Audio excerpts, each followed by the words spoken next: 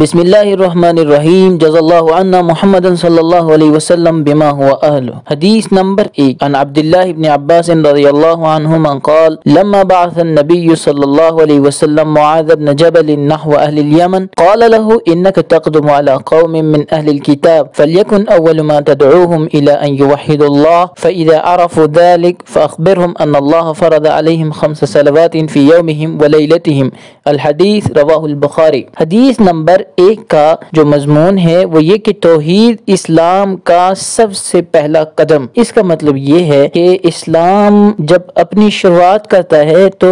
سب سے پہلی جو بات ہوتی ہے وہ توحید، اور توحید کا مطلب ہے کہ اللہ کو ایک ماننا۔ حدیث کا ترجمہ یہ ہے کہ حضرت عبداللہ بن عباس رضی اللہ تعالیٰ عنہ سے مروی ہے کہ جب رسول اللہ صلی اللہ علیہ وسلم نے حضرت معاذ بن جبل رضی اللہ تعالیٰ عنہ کو یمن بھیجا تو ان سے فرمایا تم ایسے لوگوں کے پاس جا رہے ہو جو اہل کتاب ہیں، یعنی وہ ایسے لوگ ہیں جن پر پہلے نبی کے ذریعے سے کتاب کو اتارا گیا ہے، لہٰذا تم ان کو سب سے پہلے خدا کو ایک ماننے کی دعوت دینا، یعنی تم ان کو یہ دعوت دینا کہ تم خدا کو ایک مانو۔ جب وہ اس کو سمجھ لیں، جب وہ اس بات کو سمجھ لیں تو ان کو بتانا کہ اللہ نے دن رات میں 5 نمازیں فرض کی ہیں۔ یہ بخاری کی حدیث ہے۔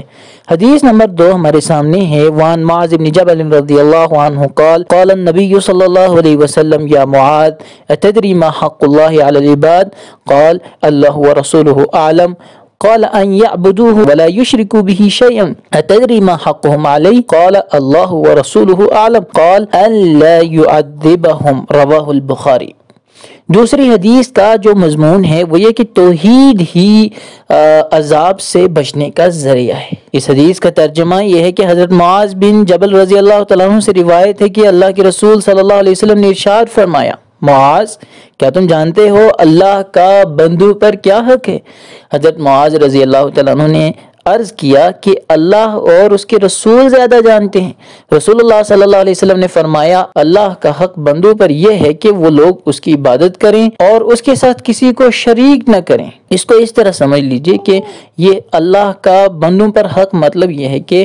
اللہ کا قرض ہے یہ بندوں پر جو بندوں کو ادا کرنا ہے، جو لوگوں کو اس قرض کی ادائیگی کرنی ہوگی۔ تو کیا قرض ہے کہ اللہ اس کی عبادت کریں، اس کے ساتھ کسی کو شریک نہ کریں۔ پھر اللہ کے رسول صلی اللہ علیہ وسلم نے فرمایا کیا تم کو معلوم ہے کہ بندوں کا اللہ پر کیا حق ہے؟ جواب میں حضرت معاذ رضی اللہ تعالیٰ نے پھر عرض کیا کہ اللہ اور اس کے رسول زیادہ جانتے ہیں۔ رسول اللہ صلی اللہ علیہ وسلم نے فرمایا کہ اللہ پر بندوں کا یہ حق ہے کہ وہ انہیں عذاب نہ دے۔ اللہ کا بندوں پر یہ حق ہے کہ بندے اس کی عبادت کریں، اور جب بندے اس کی عبادت کریں گے اس کے ساتھ کسی کو شریک نہیں ٹھہرائیں گے، کسی دوسرے کی پوجا اور پرستش نہیں کریں گے، تو پھر اللہ پر جو بندوں کا حق ہے وہ یہ کہ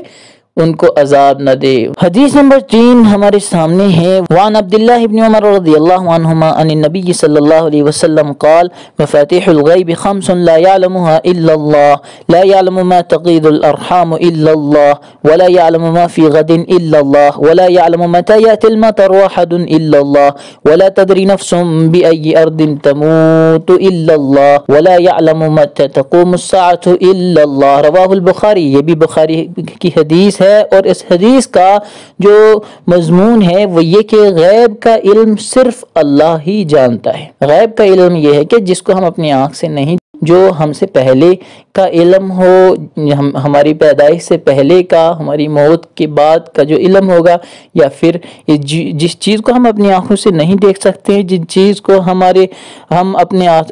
ہاتھوں سے نہیں چھو سکتے، جس تک ہماری پہنچ نہیں، تو وہ غیب ہے۔ غیب یعنی دور، ہم سے ہٹا ہوا، جس تک ہماری رسائی نہیں ہے۔ اس حدیث کا جو ترجمہ ہے وہ یہ کہ حضرت عبداللہ بن عمر رضی اللہ تعالیٰ عنہما بیان کرتے ہیں کہ رسول اللہ صلی اللہ علیہ وسلم نے ارشاد فرمایا کہ مفاتیح الغیب، یہ مفاتیح الغیب کہتے ہیں غیب کے خزانوں کی چابیاں۔ یہ 5 چیزیں ہیں جن کو اللہ کے سوا کوئی اور نہیں جانتا۔ خدا کے سوا کوئی نہیں جانتا کہ کل کیا واقعات رونما ہوں گے، یعنی کل کیا ہوگا، یہ صرف اللہ جانتا ہے، اور خدا کے سوا کوئی نہیں جانتا کہ بچے دانیوں میں کیا ہے، یعنی جو رحم ہوتا ہے، مادر شکم ہوتا، ماں کا جو جو رحم ہوتا ہے، بچہ دانی ہوتی ہے، اس کے اندر کیا کمی زیادتی ہوتی ہے، کیا کمی زیادتی ہو رہی ہے، وہاں بچہ ہے یا بچی ہے، لڑکا ہے یا لڑکی ہے، وہ سالم ہے یا کمزور ہے، وہ ناقص ہے یا کامل ہے، یہ صرف اللہ ہی جانتا ہے، اللہ کے علاوہ کوئی اور نہیں جانتا، اور اس کے سوا کسی کو خبر نہیں کہ بارش کب ہوگی، اور کسی کو نہیں معلوم کہ اس کی موت کس سرزمین پر ہوگی، اس کی موت کہاں ہوگی، کیسے ہوگی، اور خدا کے سوا کوئی نہیں جانتا کہ قیامت کب آئے گی۔ یہ 5 چیزیں ہیں۔